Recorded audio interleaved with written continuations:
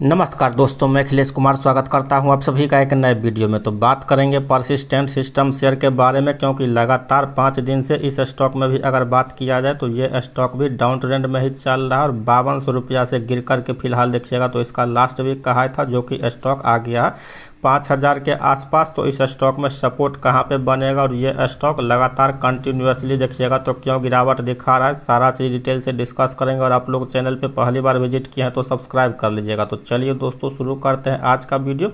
तो persistent system भी आप लोग देखिएगा तो 2022 से लेकर के 2023 के बीच में अच्छा खासा रैली दिया और स्टॉक 3-4 गुना का जो देखिएगा तो एक साल के अंदर ही अच्छा खासा रिटर्न दिया था। तो इस कंपनी के बारे में बात कीजिएगा तो आप लोग जानते होंगे कि ये जो कंपनी है आईटी सेक्टर यानी कि इंफॉर्मेशन टेक्नोलॉजी का काम करती है। इसका जो ज़्यादातर बिजनेस है वो आप लोग देखिएगा तो यूएस यानी कि यूनाइटेड स्टेट ऑफ अमेरिका से ही आता है। तो राष्ट्रपति ट्रंप ने जो देखिएगा 50% का भारत पे एक्स्ट्रा टैरिफ लगाया था। इस वजह से भारत का बहुत सारा बिजनेस प्रभावित है और ख़ास करके आईटी सेक्टर भी जो लगातार देखिएगा तो 2021 में टॉप बनाने के बाद आईटी सेक्टर फिलहाल मंदी में ही चल रहा है और बीच में अमेरिका का ये रवैया की वजह से स्टॉक लगातार कंटिन्यूसली गिरावट दिखा रहा है। क्योंकि इस कंपनी का जो मेजर क्लाइंट है वो आप लोग अगर बात कीजिएगा तो ये देखिएगा तो अमेरिका में ही इस कंपनी का सबसे ज़्यादा क्लाइंट है। तो किसी भी कंट्री पे जब कोई भी कंपनी ज़्यादा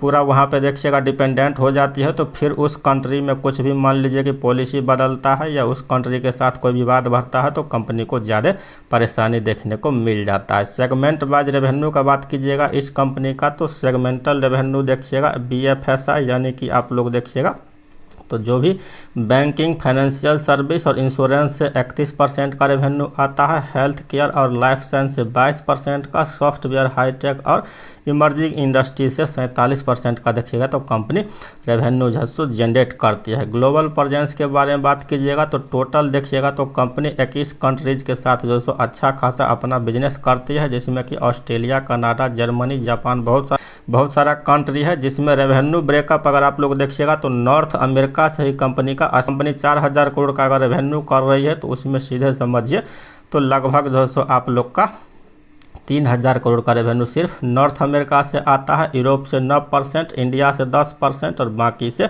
1%। तो इंडिया से कंपनी का मात्र 10% ही रेवेन्यू है। ज़्यादातर पूरा ये कंपनी अमेरिका पे डिपेंडेंट है। इसी वजह से देखिएगा तो ये स्टॉक कंटिन्यूसली जो आप लोग को गिरावट दिखा रहा है, बाकी कोई भी बात नहीं है। तो ये जो डिपेंडेंट है इस कंपनी का अमेरिका पे, इसी वजह से जो ये स्टॉक लगातार डाउनफॉल में चल रहा है। जब तक अमेरिका के साथ मामला सेटल नहीं हो जाता है टैरिफ को लेकर के, या प्रधानमंत्री मोदी जी जो अभी चीन गए थे तो चीन से मान लीजिए कि आईटी इंडस्ट्री को बूस्टअप मिल जाए, जैसे कि आईटी इंडस्ट्री का जो भी काम चाइना का है वो अगर मान लीजिए कि आउटसोर्स होकर इंडिया आ जाए और इन सभी कंपनीज को मिल जाए तो फिर कंपनीज का आगे जो है फायदा हो सकता है। तो ये थोड़ा सा देखने वाला होगा 1 से 2 क्वार्टर में कि चाइना से किस तरह का रिलेशन बिल्डअप हुआ और किस तरह का चाइना जो है यहाँ इंडियन कंपनीज को बिजनेस देती है या नहीं देती है। सेल्स का अगर आप लोग बात कीजिएगा कंपनी का तो जून 2024 में देखिएगा तो 2700 करोड़ का था और जून 2025 में 3300 करोड़ का। तो सेल्स भी आप लोग को बढ़ता हुआ देखिएगा। ऑपरेटिंग मार्जिन देखिएगा तो 18% का यानी कि फ्लैट ही है। नेट प्रॉफिट का अगर बात किया जाए तो नेट प्रॉफिट भी देखिएगा कंपनी का